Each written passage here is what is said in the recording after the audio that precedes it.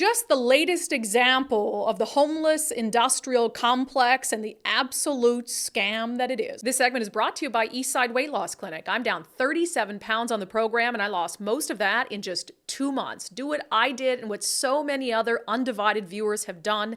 Schedule your free 15-minute consultation today at eastsideweightlossclinic.com. So you have the homeless industrial complex where you get all these contractors and feel-good entities that get these big fat taxpayer checks and squander them, and either don't have any results to show for the money that they've spent, or, as you're about to find here, misspend the money entirely, which I view as theft. And then you have this element of what I really feel like is the result of 2020 and the racial justice movement and DEI gone wrong. In 2020, when, CHOP happened and the takeover of the 6 blocks in Seattle, the city of Seattle was like, let's just bribe these people into leaving by giving them fat government contracts. We saw that with the former pimp who got the contract to be the street czar. He was going to go in, he got this lucrative contract to connect gangs to police, never did anything, they didn't renew his contract.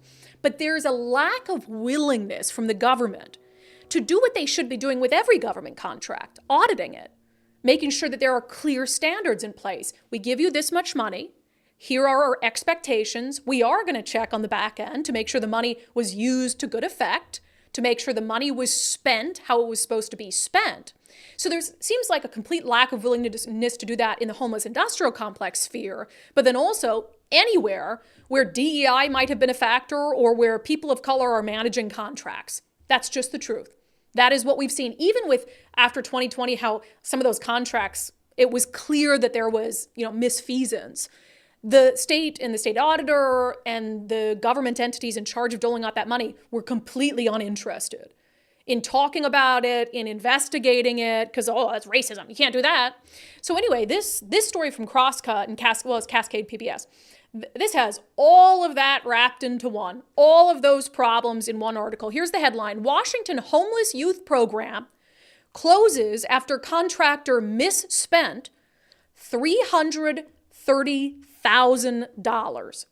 Officials ordered a lobbying firm to pay back money meant for state-funded Lifeline pilot hotline that connects at-risk young people to services. $330,000.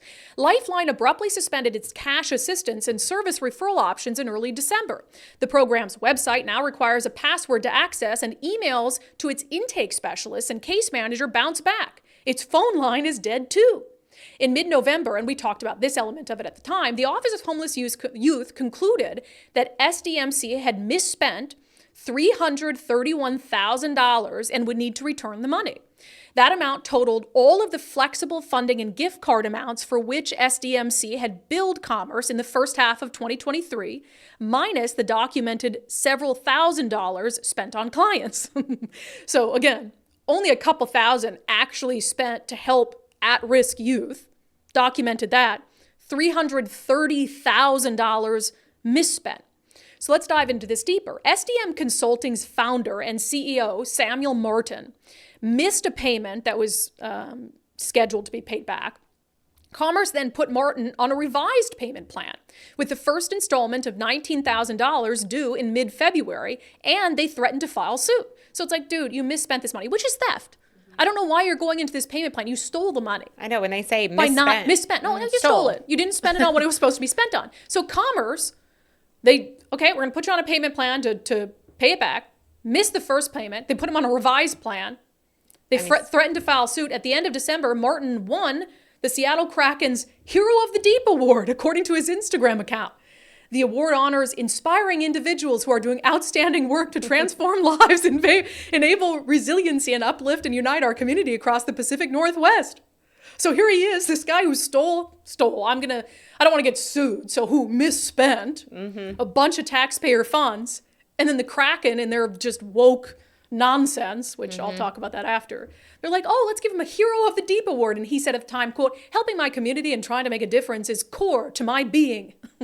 What's hard is that I ain't felt like a hero lately, Martin wrote on Instagram. I've failed a lot lately, learned some hard lessons, and have been back to the drawing board more than I'd like. But we not give up, we get more locked in, we continue to do right by people, and in the end, results will speak for themselves. Okay, you haven't done right by people.